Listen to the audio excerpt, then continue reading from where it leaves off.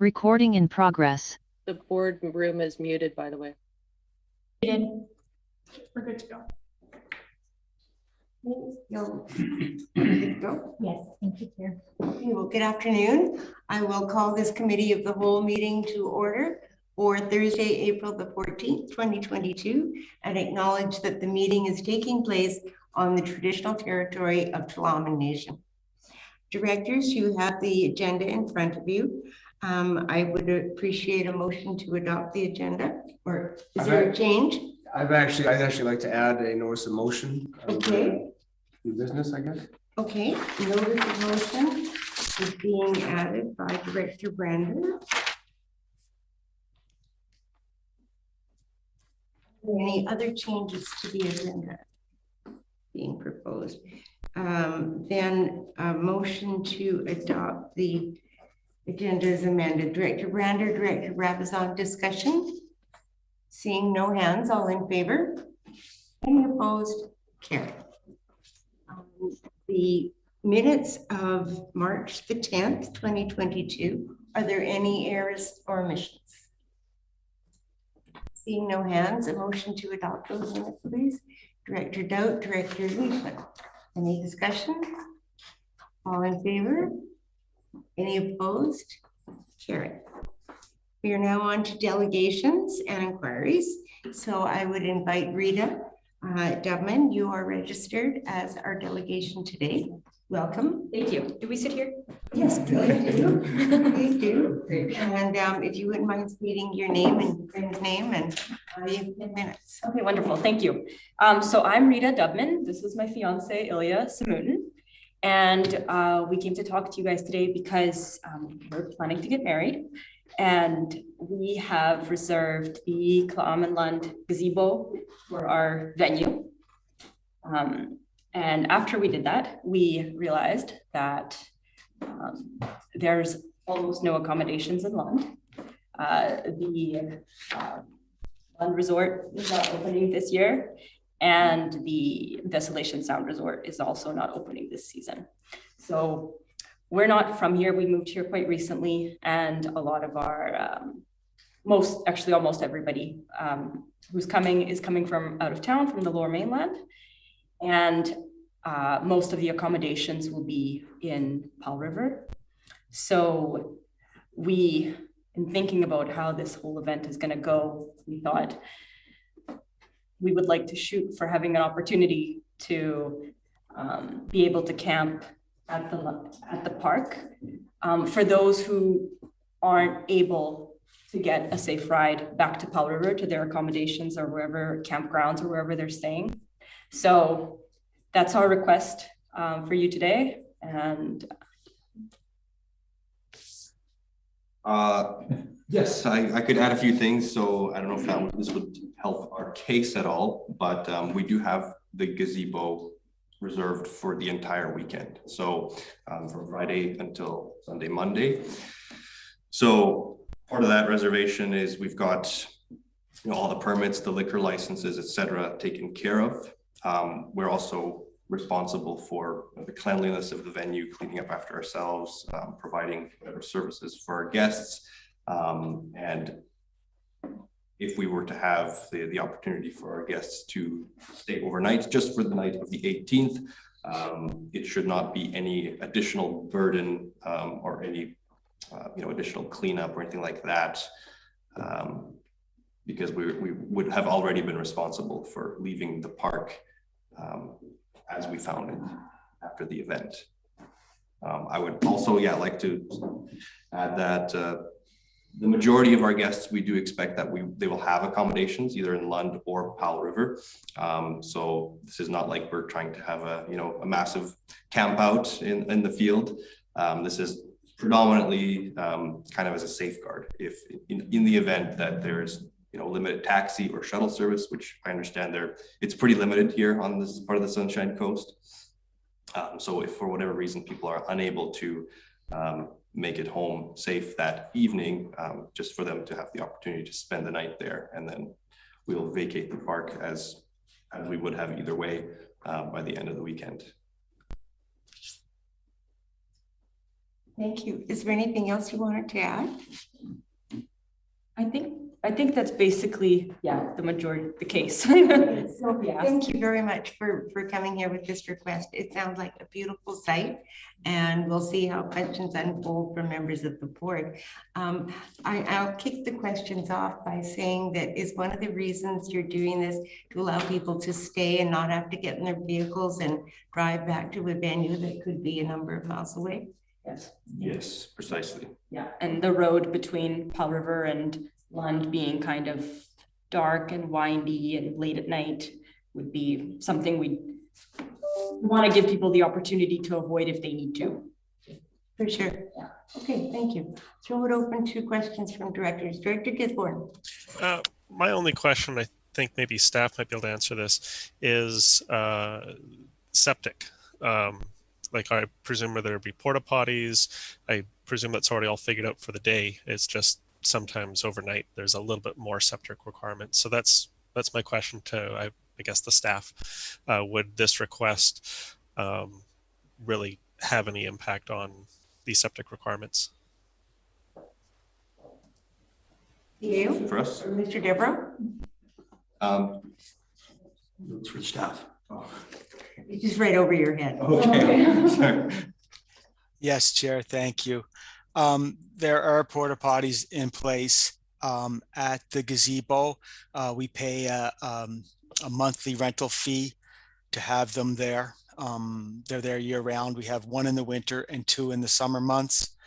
For special event permits, we use the provincial guidelines, and if events are larger than two porta potties, we require the event folks to provide their own. The special event permit for this party did not include camping because the Parks Regulation Bylaw number 325, section 3-A states, no person shall camp in any park except Haywire Bay and Shelter Point Park.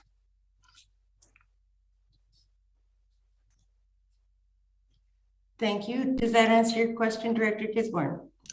Yes, it answers my question in relation to septic. Yeah. Thank you. Thank you. Then I might follow up with a quick question and we'll get to Director Dout. And that is, how can we work with the existing regulations and still allow this event to happen? CAO. Excuse me, through the chair, once you finish your question period, I think the best thing to do would be to ask a report from staff. Great, thank you. Director Dout? That was going to be my question. I think the only way to do it would be to modify or amend the bylaw somehow. But we could ask staff for a report on that. Unfortunately, I think the delegation would probably open for an answer tonight, but I think that will take some time. And also, we are a committee. Any recommendations that we make go to the regional board. It's the same people, but a different structure to the meeting. So that is where all the approvals are made. So you have a timeline? Well, I mean, the earlier people can know, the better. But ultimately, I don't think it will dictate whether or not people come or make plans to come. So it just as soon as possible, but no hard deadline for us specifically. Okay. Thank you. Then I understand that staff would like a recommendation that we ask for a report back about this. Director Brabazon. Done. Seconded by Director Brander. Discussion. Seeing no hands up. All in favor? Any opposed? Carried unanimously. Thank you very much for your presentation. Thank you. Good luck, fingers. Yeah. All right, we have no other registered delegations. Are there any other registered delegations? Chair, I've not been made aware, no. Okay, thank you. So there's no unfinished business. We're on to correspondence. First item 6.1 from Minister Cullen. What is your desire with this? Move receipt. Director Dowd? Move receipt. Okay, and Director Gisborne is seconding that. Discussion on receipt? Director Dowd? It's a pretty clear letter, and the minister is suggesting that if we want to institute rules, we can. We currently have, according to the minister, enough latitude to provide leave for members who might want maternity leave or parental leave. So I think receiving it makes sense, and if the issue comes up, the board can deal with it. We have the ability. Thank you, Director Dowd. Other comments? Seeing no other hands, all in favor? Any opposed? Carried unanimously. Thank you. 6.2 from Henry Braun, City of Abbotsford, very support of his resolution. Move receipt. Receipt has been moved. Thank you, Director Paul, seconded by Director Brander. Discussion? Seeing no hands, all in favor? Any opposed? Good. Good, we're moving right along. 6.3 from Patricia Cocksedge from the Council of Canadians regarding watershed security strategy. What is your pleasure with this item? Brander is moved for seat, seconded by Director Brabazon. Discussion? Seeing no hands, all in favor? Any opposed? Carried. 6.4 from Charlie Peters regarding email correspondence. Receipt is moved. Brabazon and Brander, thank you. Discussion? Seeing no hands, all in favor? Any opposed? Carried unanimously. Chair, a matter of privilege. If I may. Director Brabazon. Thank you. For clarification for the board, and I want to explain the purpose behind this email that's been posted and published. I was asked by a chair of another regional district what this document was that had been approved by the board and posted, except that our website went down. And I said, I will send you it, which I did. The email was requested, it was sent. I was also asked, is it public? And may I share it? And I said, yes, it is public. The words I used were perhaps intemperate.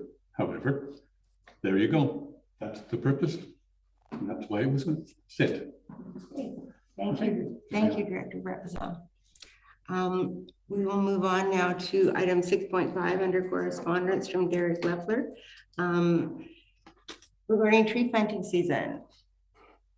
Move receipt. Okay, Director Fall, Director Brander, discussion? Seeing no hands, all in favor? Any opposed? Carried unanimously. All right, so now we're on to reports. 7.1 curbside collection of organics, and there is a recommendation before us. Director Leishman, are you moving the recommendation? Yes, thank you. Seconded by Director Brander, thank you. Discussion? Good idea.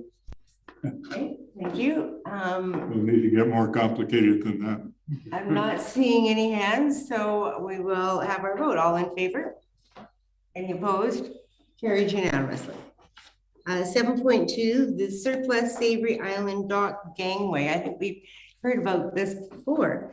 There is a recommendation in the report that we direct staff to dispose of the gangway and the sale price credited to regional parks. What is your pleasure, directors? I'll move the recommendation. Thank you, Director Paul. Director Gisborne, second. Discussion. Okay, I've got Brander, Dowd, and Brabazon. Okay, thank you, Chair. Mine's just quick. I was curious, early in the report, it says that staff plan to use the surplus gangway as a trail bridge. And at the end, it says that it cannot be used as a trail bridge. So I was just curious, what happened.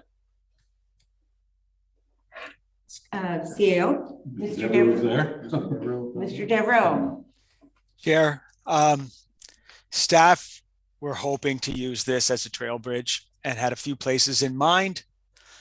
But when we spoke to some engineering types, it became very apparent that we could not repurpose the bridge because we could not, didn't have a trail, a legal trail behind it, no specs, no construction data.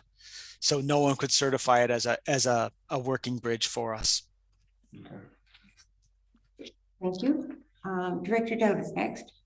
Yeah, just following the trail, I understand that the original thought was it was probably worth $5,000 as a bridge. So there was $5,000 transferred from the Park Service to the Savory Island Dock Service to cover that.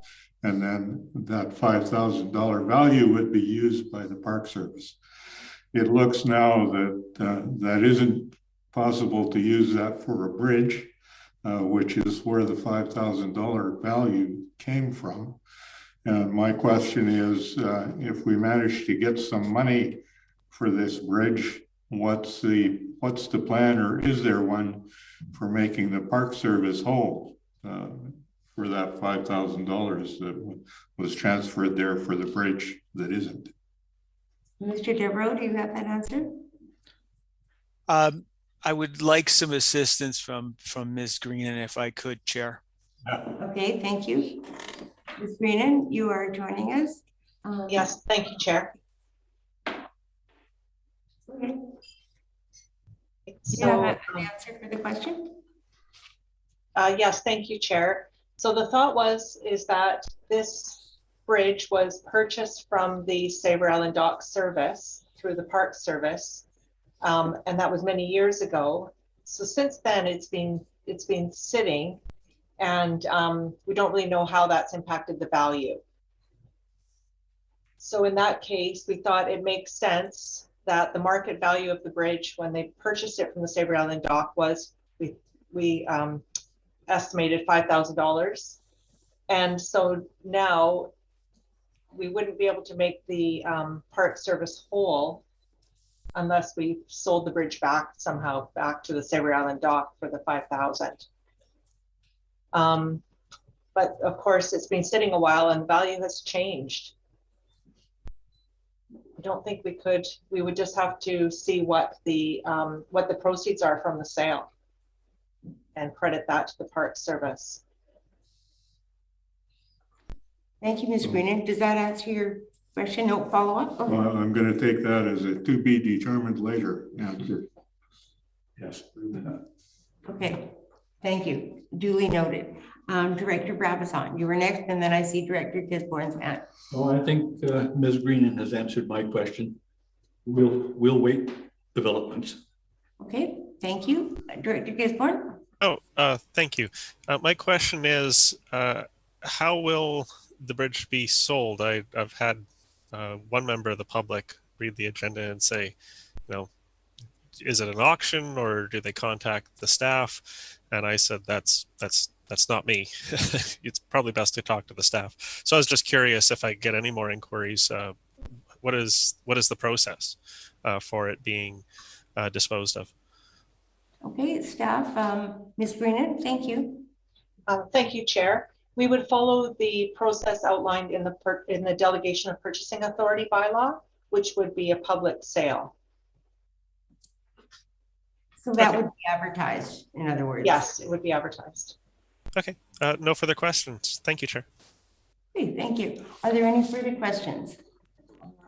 From anyone who hasn't asked a question yet, seeing no hands, if there's no further discussion, we will call for the vote. All in favor? Any opposed? Carried unanimously. 7.3, the results of the 2021 Regional Resident Satisfaction Survey. And there is a recommendation in the report. I'll move it.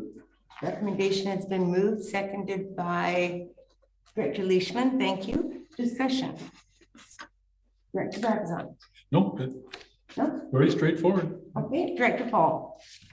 Thank you, Chair. First, I think this is, it's very straightforward. It has a lot of good information, and I think the motion before us is completely appropriate so we can digest it. I think it's really clear. I just wanted to maybe put a bit of a feather in the hat of the Skeety residents, because it appears from my reading of it that out of the 263 responses, at least 33 of them are the Skeety residents. So that's over 12% of all the responses, even though Lasqueti is only 2% of the regional district. So get your local residents to respond to these surveys, everyone else. But anyways, it was a bit of a follow-up on my part, and I just think it's great to see it.